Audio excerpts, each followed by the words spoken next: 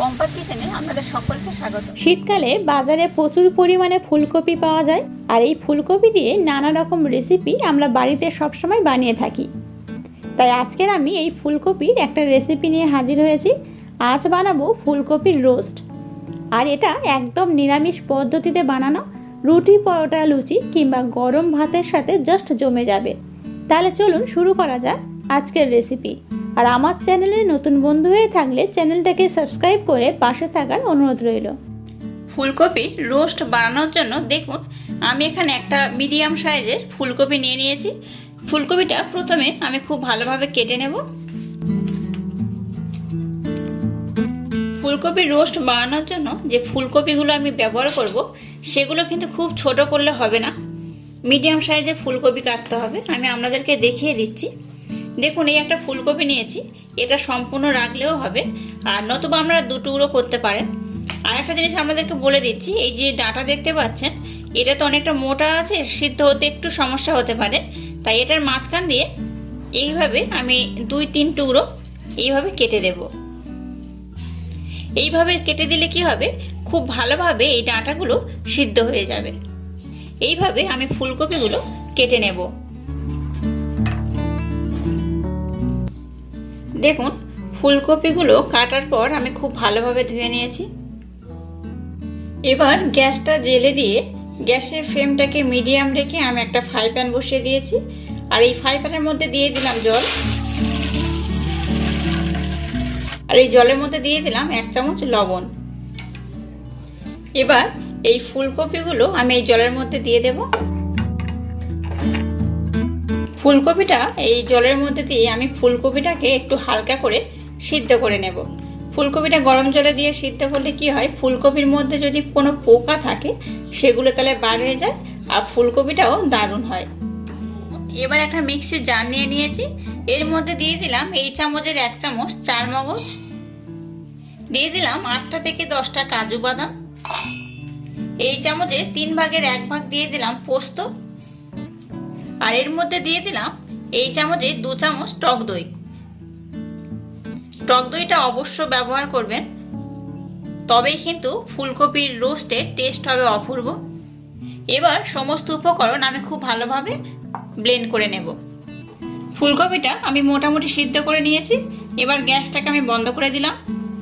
এবার ফুলকপিগুলো আমি এই ছাঁকনির মাধ্যমে ছেঁকে একটা পাত্রে উঠিয়ে নেব।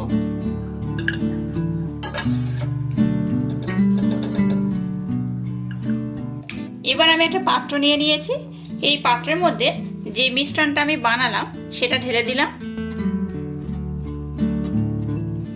এবার এই মিশ্রণের মধ্যে আমি দিয়ে দিলাম কাশ্মীরি লঙ্কার গুঁড়ো ছোট চামচের 1 চামচ, ধনে গুঁড়ো দিয়ে দিলাম ছোট চামচের 1 চামচ, গোলমরিচের গুঁড়ো দিয়ে দিলাম এই চামচের 1/2 চামচ, লবণ দিয়ে দিলাম 1 চামচ, লবণটা আপনারা টেস্ট করে নিয়ে ব্যবহার করবেন।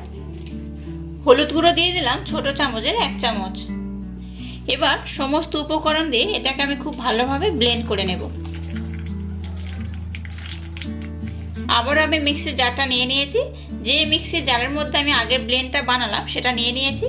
এবার এর মধ্যে আমি দিয়ে দিলাম কাঁচা লঙ্কা 4টে, দিয়ে দিলাম কয়েক টুকরো আদা, দিয়ে দিলাম একটা টমেটোর অর্ধেক আমি এখানে ব্যবহার করেছি, অর্ধেক টমেটো কুচোনো।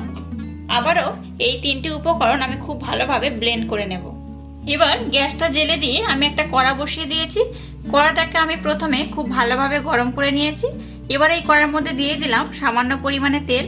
তেলটাকে আমি প্রথমে খুব ভালোভাবে গরম করে নেব। দেখুন তেলটাকে আমি খুব ভালোভাবে গরম করে নিয়েছি। এবার গ্যাসের ফ্লেমটাকে লো করে দিয়ে যে ফুলকপিগুলো আমি সিদ্ধ করে রেখেছিলাম এই ফুলকপিগুলো তেলের মধ্যে দিয়ে দেব। ফুলকপিটাকে এবার একটু নাড়াচাড়া করে ভেজে নেব। খুব লাল করে ভাজার দরকার নেই, হালকা ভেজে নিলেই হবে। দেখুন ফুলকপিগুলো আমি হালকা করে ভেজে নিয়েছি। এবার ফুলকপিগুলোকে আমি উঠিয়ে নেব। আর আমার ফুলকপিটা দেখুন একটু বেশি সিদ্ধ হয়ে গেছে, তবে আপনারা চেষ্টা করবেন এতটা সিদ্ধ না করে আর একটু কম সিদ্ধ করতে। এবার ফুলকপিগুলো আমি উঠিয়ে নেব। সমস্ত উপকরণ দিয়ে আমি যে মিশ্রণটা বানালাম এর মধ্যে ফুলকপিটা আমি দিয়ে দেব।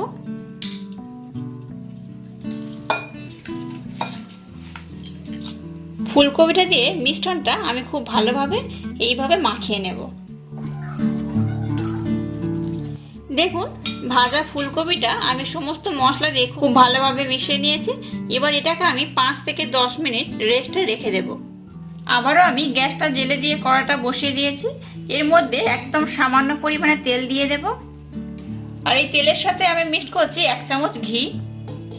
ঘিটা কিন্তু অবশ্য ব্যবহার করবেন। ঘিটাকে আমি ভালোভাবে তেলের সাথে মিশিয়ে নেব। তেল আর ঘিটা আমি খুব ভালোভাবে গরম করে নিয়েছি। এবার এর মধ্যে আমি দিয়ে দিলাম গোটা জিরে সামান্য পরিমাণে, আর দিয়ে দিলাম 2টো তেজপাতা আর গোটা জিরে ভালোভাবে নাড়াচাড়া করে এর মধ্যে দিয়ে দেবো এই পেস্টটা, যেটা আদা, কাঁচা লঙ্কা আর টমেটোর যে পেস্ট আমি বানালাম এই পেস্টটা। গ্যাসের ফ্লেমটাকে লো রেখে প্রসেসটা করবেন। এবার এই মিশ্রণটা আমি ভালোভাবে একটু নাড়াচাড়া করে নেব। সমস্ত মশলা আমি খুব ভালোভাবে নাড়াচাড়া করে নিয়েছি। এবার এর মধ্যে মিক্সির জার ধুয়ে আমি একটু সামান্য পরিমাণে জল দেব। জলটা দেওয়ার পর আমি আবারও এটাকে একটু ভালোভাবে নাড়াচাড়া করে নেব। জলটা দেওয়ার পর মশলাটাকে আমি 1 মিনিট ভালো করে নাড়াচাড়া করে নিয়েছি। এবার এই ফুলকপির মিশ্রণটা আমি কড়াতে দিয়ে দেব। এবার মশলার সাথে ফুলকপিটা আমি খুব ভালোভাবে এইভাবে নাড়াচাড়া করে নেব। এই রান্নাটা কিন্তু খুব সহজে খুব কম সময়ে হয়ে যায় আর দারুণ টেস্ট হয়, দারুণ টেস্ট হয়। আপনারা বাড়িতে অবশ্যই একবার হলেও ট্রাই করে দেখবেন কত সুন্দর এটা টেস্ট হয়। এবার গ্যাসের ফ্লেমটাকে আমি মিডিয়াম রাখলাম। আর মিক্সির জার ধুয়ে যেটুকুটা জল বেশি ছিল সেই জলটুকুটা এবার আমি দিয়ে দিলাম। জলটা দিয়ে আবারও ফুলকপিটাকে আমি একটু ভালো করে নাড়াচাড়া করে নেব। এবার গ্যাসের ফ্লেমটাকে লো রেখে এটাকে আমি কিছুক্ষণ ঢাকা দিয়ে রেখে দেব। দেখুন ফুলকপিটাকে আমি 3 মিনিট ধরে ভালো করে ঢাকা দিয়ে রেখে দিয়েছিলাম। দেখুন ফুলকপি থেকে মশলার যে তেল আর ঘিটা রয়েছে তা ছাড়তে শুরু করে দিয়েছে। এবার এটাকে আমি একটু ভালো করে নাড়াচাড়া করে নেব। এবার এর মধ্যে দিয়ে দেব গরম জল। আপনারা চাইলে ঠান্ডা জল ব্যবহার করতে পারেন, কিন্তু গরম জল দিলে এই রেসিপিটার টেস্ট কিন্তু অসাধারণ হয়, সুন্দর হয়, দারুণ হয়। চেষ্টা করবেন গরম জল ব্যবহার করার। আর জলটা আপনারা আপনাদের পছন্দ মতো ব্যবহার করবেন। যদি আপনারা একটু মাখা মাখা পছন্দ করেন তাহলে জলটা একটু কম দেবেন, আর যদি একটু ঝোল ঝোল পছন্দ করেন তাহলে জলটা একটু বেশি দেবেন। আবারও আমি জল দেওয়ার পর একটু নাড়াচাড়া করে 5 মিনিট ধরে ঢাকা দিয়ে আমি একটু ফুটিয়ে নেব। দেখুন 5 মিনিট ধরে আমি খুব ভালোভাবে ফুটিয়ে নিয়েছি আর কত সুন্দর দেখতে হয়েছে দেখুন। এবার এর মধ্যে আমি দিয়ে দেব সামান্য পরিমাণে চিনি। এটা অপশনাল, দিতে পারেন নাও পারেন, তবে দিলে কিন্তু এর টেস্টটা দারুণ হয়।